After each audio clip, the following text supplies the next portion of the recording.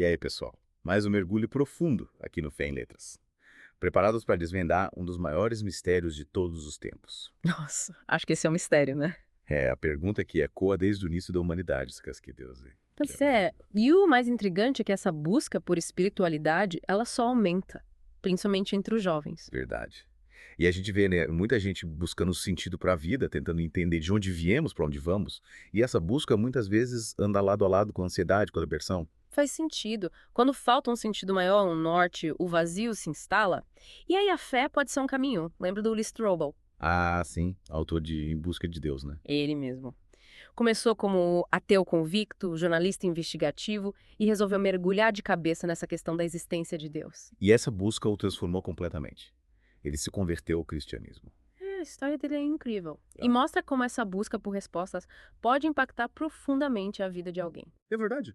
E ao longo da história a gente vê outros exemplos, né? O Michael Shermer, Charles Templeton, Bart Ehrman. Cada um deu o seu caminho, uns encontrando Deus, outros se afastando da fé. O que nos leva a pensar?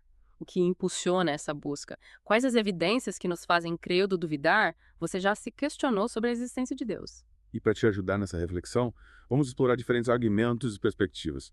Começando pelo argumento cosmológico, que tenta explicar a origem do universo e a necessidade de um criador. Boa. E um dos grandes nomes por trás desse argumento é o filósofo William Lane Craig. Ah, sim. Conhecido pelo argumento Kalam.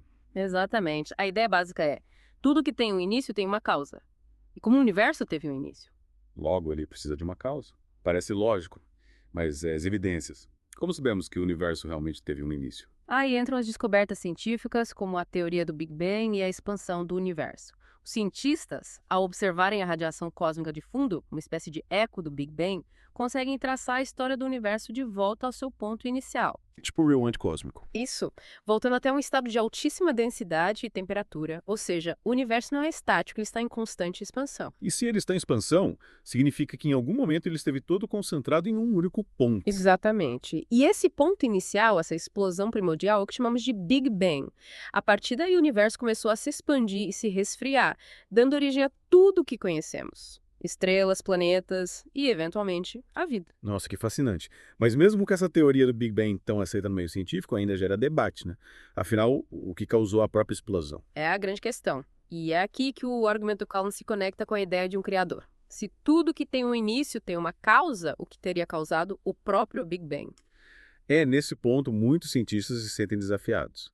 Porque a resposta mais lógica, tanto pela lógica quanto pela filosofia, seria a existência de algo ou alguém fora do universo. Algo que transcende as leis da física e deu um impulso inicial para tudo que existe. Sem dúvida.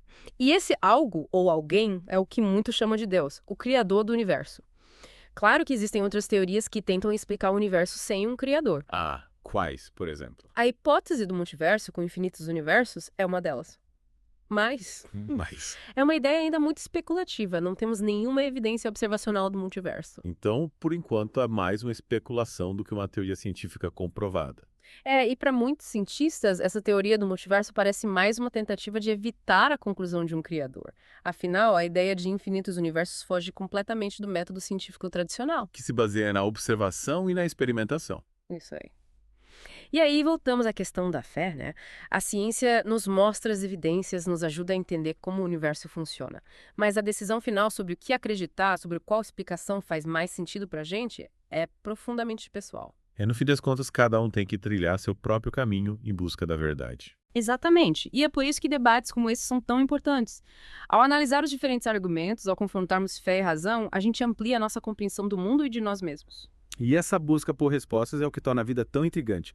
E já que estamos falando de argumentos fascinantes, que tal explorarmos o conceito de ajuste fino do universo? Opa, esses são os meus favoritos. O ajuste fino é uma evidência incrível que aponta para a possibilidade de um design inteligente por trás do universo. Ajuste fino. Nunca tinha ouvido falar disso. Me explica melhor. Imagina um relógio super complexo, com milhares de engrenagens minúsculas, todas funcionando em sincronia perfeita. Se você mexer na posição de uma única engrenagem, por menor que seja, o mecanismo inteiro para de funcionar. Entendi.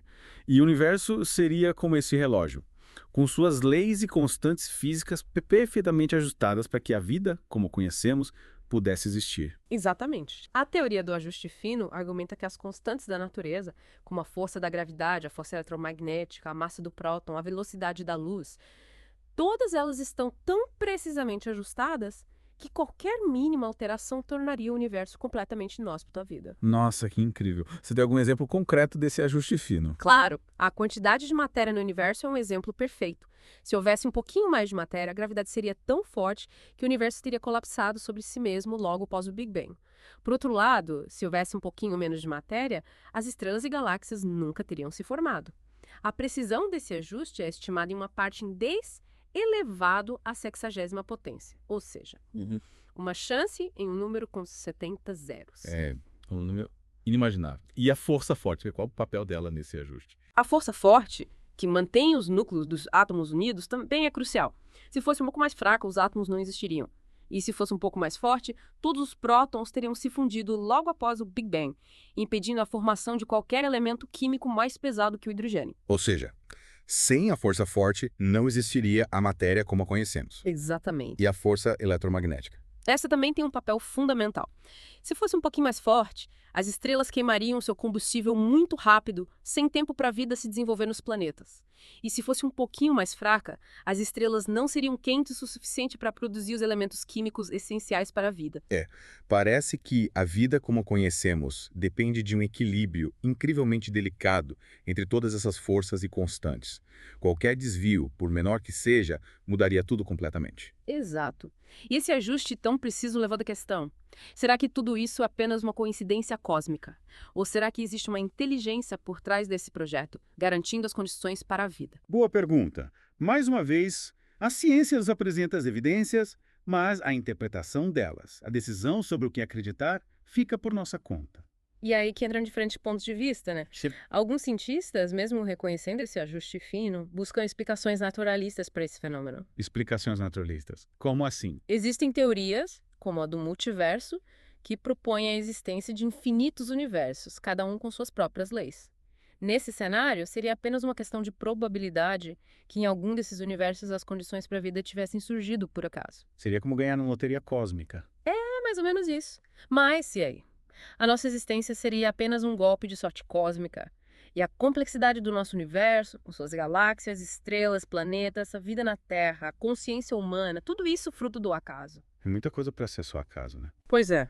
Para muitos cientistas, essa teoria do multiverso, apesar de intrigante, ainda é especulação, uma tentativa de evitar a conclusão de que o universo foi projetado por uma inteligência superior. Afinal, a ideia de infinitos universos foge completamente do método científico tradicional Que se baseia na observação, na experimentação. e na possibilidade de testar as ideias. A teoria do multiverso parece mais uma questão de fé do que de ciência propriamente dita. Concordo. Mas, deixando as especulações de lado, o fato é que o universo em que vivemos, com suas leis e constantes finamente ajustadas, aponta para algo extraordinário. E essa constatação já é um passo enorme na busca por respostas. Ao reconhecermos a improbabilidade da nossa própria existência, ao nos maravilharmos com a complexidade e a beleza do universo. Abrimos espaço para novas perguntas, novas reflexões e, quem sabe, para uma nova forma de enxergar o mundo e o nosso lugar nele. E para aprofundar ainda mais essa discussão, vamos mergulhar em outro ponto crucial: a complexidade do DNA e a origem da vida. Mas isso fica para a próxima parte do nosso mergulho aqui no Fé em Letras. De volta para o nosso mergulho no Fé em Letras. No bloco anterior, exploramos os argumentos cosmológicos e a complexidade do universo como pistas que apontam para a existência de Deus. Vimos como o ajuste fino das leis da física é realmente impressionante. A precisão do universo é de tirar o fôlego. Mas é a biologia, a vida em si. Exatamente. Como explicar o surgimento da vida a partir da matéria inanimada? Como moléculas simples se organizaram para formar estruturas complexas, como as células, capazes de se reproduzir, evoluir e dar origem a toda a diversidade de vida que a gente conhece. E o DNA. Com aquele estudo em dupla hélice, a sequência de bases nitrogenadas que codifica a informação genética. Como ele surgiu? Pois é. Essas são perguntas que intrigam cientistas e filósofos há séculos. E existem diferentes perspectivas sobre como a vida e o DNA teriam surgido. Uma das mais conhecidas é a hipótese da sopa primordial, proposta por Charles Darwin lá no século XIX. A famosa sopa primordial. Isso. Segundo essa hipótese, a vida teria surgido em um ambiente aquático, rico em moléculas orgânicas. E aí, reações químicas aleatórias teriam levado à formação de moléculas mais complexas, como proteínas e ácidos nucleicos, até o surgimento da primeira célula. Mas será que reações aleatórias, por mais tempo que tivessem, seriam capazes de gerar algo tão complexo como uma célula? Essa é a grande crítica à hipótese da sopa primordial. A probabilidade de que reações químicas aleatórias gerem as estruturas complexas necessárias para a vida é extremamente baixa, beirando o impossível. É como jogar peças de Lego aleatoriamente em uma caixa e esperar que, por acaso, elas se encaixem para formar um castelo. Exatamente. E essa crítica se intensifica quando a gente considera a complexidade do DNA, a molécula que carrega o código genético de todos os seres vivos. A questão da origem da informação genética continua sendo um dos maiores desafios para a ciência. Como que aquela sequência específica de bases nitrogenadas no DNA, que codifica informação para a construção de proteínas, para o funcionamento da célula, teria surgido por acaso? Parece mágica. E aí que entram outras teorias, como a hipótese do mundo do RNA. Mundo do RNA. Essa teoria propõe que o RNA, uma molécula mais simples que o DNA, teria sido a primeira molécula a armazenar informação genética e a catalisar reações químicas, abrindo caminho para o surgimento do DNA e das proteínas. Mas o RNA também é uma molécula complexa, né? Como ele se formou a partir de moléculas mais simples ainda é um mistério. E a pergunta continua: de onde veio a informação? É como se a gente encontrasse um livro escrito em uma língua desconhecida, com gramática complexa, informações detalhadas sobre como construir um ser vivo.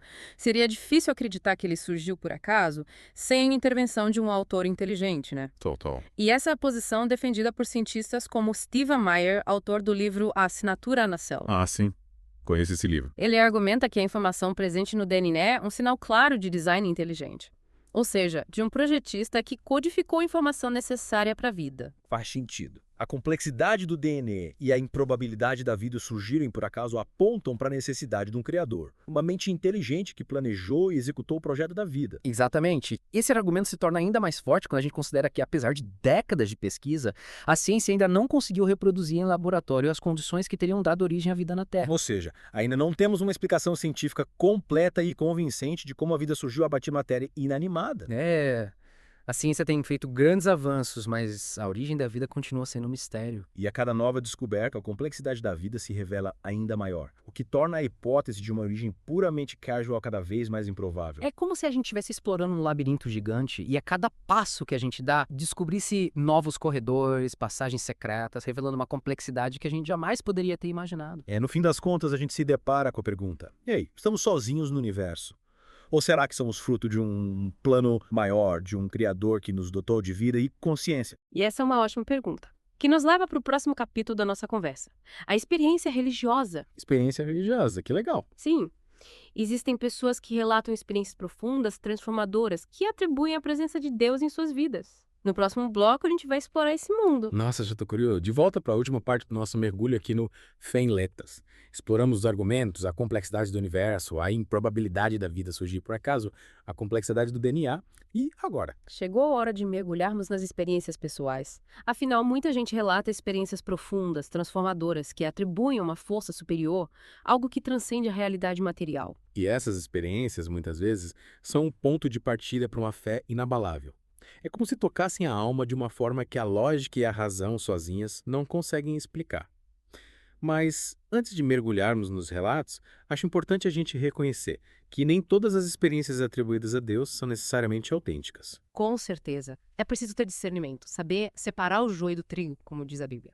Algumas experiências podem ter causas psicológicas, sociais, até mesmo fisiológicas. A gente precisa analisar cada caso com cuidado, buscando entender o contexto, os frutos que essa experiência produziu na vida da pessoa e, claro, a coerência com os ensinamentos de Deus. É isso aí. A Bíblia nos orienta a testar os espíritos, a não acreditar em qualquer experiência. Mas sim, analisar com cuidado a mensagem, a coerência com os ensinamentos de Deus e os frutos que essa experiência produz. Faz todo sentido. Mas, quando a gente se depara com um relato genuíno, que resiste a uma análise crítica, o impacto pode ser realmente transformador. E para ilustrar a força dessas experiências, vamos compartilhar algumas histórias inspiradoras. Que tal a história do Evel Knievel, o famoso motociclista? Evel Knievel, aquele que desafiava a morte em suas manobras. Ele mesmo. Quem diria que um homem conhecido por suas acrobacias radicais, pelo estilo de vida ousado, encontraria Deus em uma praia na Flórida? É verdade. Evel Knievel se sentiu profundamente tocado por uma voz interior que o chamava para Jesus. E essa experiência o transformou completamente. Abandonou seus vícios, se reconciliou com a família e passou a dedicar sua vida a compartilhar sua fé. É um exemplo de como a fé pode tocar qualquer coração, em qualquer lugar, a qualquer momento. E tem também a história do Bob e do Nabil Qureshi. Ah, sim! O Bob, um cético convicto, teve uma experiência sobrenatural dentro de um carro ao lado do amigo Bruce.